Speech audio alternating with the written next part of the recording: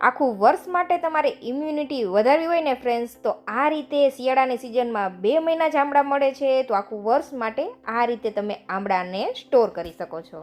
જો તમને વાળ ખરવાની સમસ્યા છે ને, તેમાં આમળા ખૂબ જ ફાયદાકારક છે. આમળા વાળ ખરતા અટકાવે છે, પાચન મજબૂત કરે છે, અને જો તમારે વજન વધુ છે તો વજન પણ ઓછો કરવામાં મદદ કરે છે. સાથે જ આમળા છે તે કોલેસ્ટ્રોલ પણ ઓછું કરે છે અને આંખોની રોશની વધારે છે. હૃદય સંબંધિત સમસ્યા હોય તેમાં પણ રાહત આપે છે અને રોજે એક આમળાનું સેવન કરવાથી ડાયાબિટીસ પણ કંટ્રોલમાં રહે છે અને શરીરમાં નવી શક્તિનો સંચાર થાય છે. તો આમળાના આપણે જેટલા ફાયદા ગણાવીએ ફ્રેન્ડ્સ, એટલા ઓછા છે. આમળાને આખું વર્ષ સ્ટોર કરવા માટે ફ્રેન્ડ્સ તમારે સારી ક્વોલિટીના જ આમળા લેવાના છે. તો આમળાને ધોઈને સારી રીતે કોરા કરી લેવાના છે અને આ રીતે લીલો અને થોડો પીળાશ પડતો કલર હોય ને આમળાના, એવા જ લેવાના. તેની અંદર પાનનો ડાઘ હશે તો ચાલશે, પણ કોઈ મોટો ડાઘ હોય તો તમારે તે આખું વર્ષ માટે સ્ટોર કરવા આમળા નહીં લેવાના. સારા આમળાનો જ યુઝ કરવાનો છે અને આ રીતે મોટી ખમણીની મદદથી આપણે આમળાને ગ્રેટ કરી લેશું, જેથી સરસ એવું છીણ આપણને મળી જાય. પણ આ જ્યારે તમે આમળા ગ્રેડ કરો ત્યારે સાવચેતીથી ગ્રેડ કરવાના, કારણ કે આમળા હાર્ડ હોવાને લીધે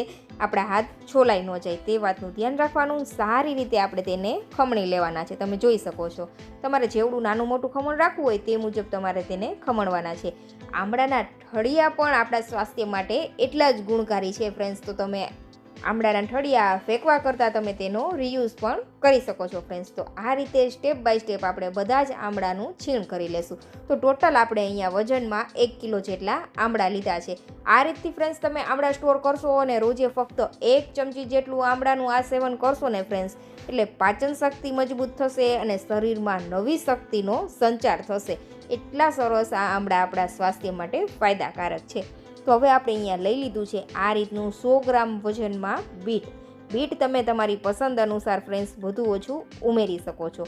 આ રેસીપીની અંદર આપણને બીટના પણ ભરપૂર માત્રામાં ફાયદા મળશે ફ્રેન્ડ્સ. એમનેમ બીટ ખાવું કોઈને પસંદ નથી, પણ આ રીતે તમે બાળકોને બીટ ખવડાવી શકો છો ફ્રેન્ડ્સ. ખૂબ જ સરસ એવું ટેસ્ટી આ વાનગી બનવાની છે.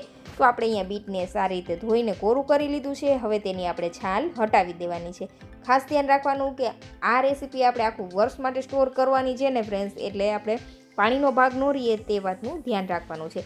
તો બીટને પણ આપણે આ રીતે મોટું મોટું ખમણી લેવાનું છે. જો તમે બીટ ઉમેરશો ને ફ્રેન્ડ્સ, તો ખૂબ જ સરસ ટેસ્ટ પણ આવશે અને કલર પણ સરસ આવશે.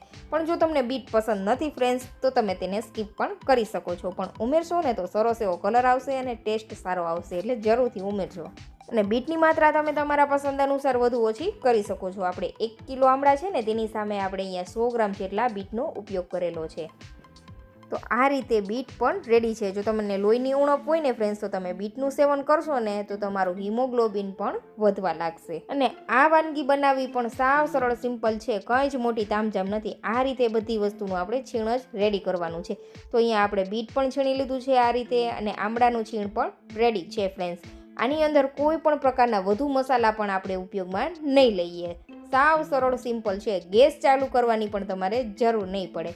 તો હવે શું કરવાનું છે, જે આપણા આમળા છે ને તેની અંદર આપણે સ્વાદ અનુસાર સંચર પાવડર ઉમેરવાનો છે. આમળાની અંદર તુરો અને ખટાશ પડતો ટેસ્ટ હોય છે, એટલે આપણે અહીંયા લીંબુ નથી ઉમેરેલું. પણ ફ્રેન્ડ્સ, તમારે જો લીંબુ ઉમેરવું હોય તો તમે લીંબુ પણ સાથે ઉમેરી શકો છો.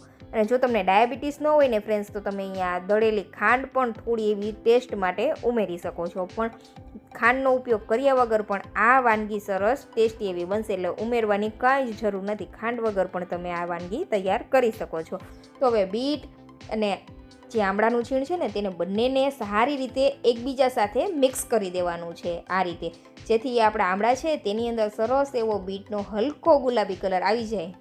અને સંચર પાવડર છે તે સારી રીતે મિક્સ થઈ જવો જોઈએ, મોટા ગાંગડા ન રહેવા જોઈએ, તે વાતનું ધ્યાન રાખવાનું છે. અને જો મિક્સ કરવામાં વાસણ નાનું પડે તો આ રીતે મોટા વાસણની અંદર મિક્સ કરવા લઈ લેવાનું. આ રીતે સરસ એકબીજા સાથે મિક્સ થઈ જવાનું, બહુ દબાવવાનું નહીં, નહીંતર શું થશે, આમળાનું જ્યુસ અલગ થવા લાગશે. એટલે હલકા હાથે જ આ બધી વસ્તુને મિક્સ કરવાની છે. અહીંયા જો તમારે ફ્લેવરમાં કોઈ પણ બીજા મસાલા ઉમેરવા હોય તો ઉમેરી શકાય છે, પણ સંચર પાવડર ઉમેરેલો છે ને એટલે સરસ એવો ટેસ્ટ આવશે. આપણે ઉપરથી બીજો કોઈ પણ મસાલો નથી ઉમેરેલો. પણ જો તમને સંચર પાવડર પસંદ નથી ફ્રેન્ડ્સ, તો તમે તેની જગ્યાએ નમકનો ઉપયોગ પણ કરી શકો છો સ્વાદ અનુસાર. તો આ રીતે બધું સરસ મિક્સ થઈ જાય અને બધા જ આમળાના છીણ ઉપર આ રીતે હલકો પિંક કલર આવી જાય ને ત્યાં સુધી આપણે મિક્સ કરવાનું છે ફ્રેન્ડ્સ. તમે અહીંયા જોઈ શકો છો. તો આ રીતના મિક્સ થઈ જાય ને પછી આપણે 1 કલાક માટે રેસ્ટ આપી દઈશું આમનામ જ. 1 કલાક પછી ફ્રેન્ડ્સ આ રીતે કોઈ પણ ટ્રે લઈ લેશું, કારણ કે આપણે આ છીણને સૂકવવાનું છે એટલા માટે. તો આ રીતે મેં 3 થાળીની અંદર આ છીણને હલકું હલકું ફેલાવી દીધું છે. હવે આને આપણે તડકામાં સૂકવવા માટે રાખી દઈશું. જો તમારે તડકામાં ન સૂકવવું હોય તો પંખા નીચે 3 થી 4 દિવસ સુધી રાખી શકો છો, જેથી તે સારી રીતે સુકાઈ જાય. તો આપણે આ રીતે તેને તડકે રાખી દીધું છે. હલકો હલકો તડકો આવે છે એટલે 1 થી 2 દિવસમાં સારી રીતે સુકાઈ જશે. તો મળીએ ફ્રેન્ડ્સ આપણે 3 દિવસ પછી. વચ્ચે વચ્ચે દિવસમાં 2 થી 3 કલાક પછી તમારે જોઈ લેવાનું. જો એવું લાગતું હોય કે ઉપર સુકાઈ ગયું છે, નીચે લીલું છે, તો તમારે મિક્સ કરીને પલટાવી દેવાનું. તો ફ્રેન્ડ્સ તમે જોઈ શકો છો 3 દિવસ પછી બધું છીણ છે તે આ રીતે સરસ સુકાઈ ગયું છે. તો તૈયાર છે ફ્રેન્ડ્સ આખું વર્ષ માટે સ્ટોર કરી શકાય તેવો આમળાનો મુખવાસ. આ મુખવાસને ફ્રેન્ડ્સ તમે એકલો પણ એન્જોય કરી શકો છો અને તલ વરિયાળીના મુખવાસમાં પણ તમે સાથે ઉમેરીને ખાઈ શકો છો. ખૂબ જ સરસ ટેસ્ટી લાગે છે.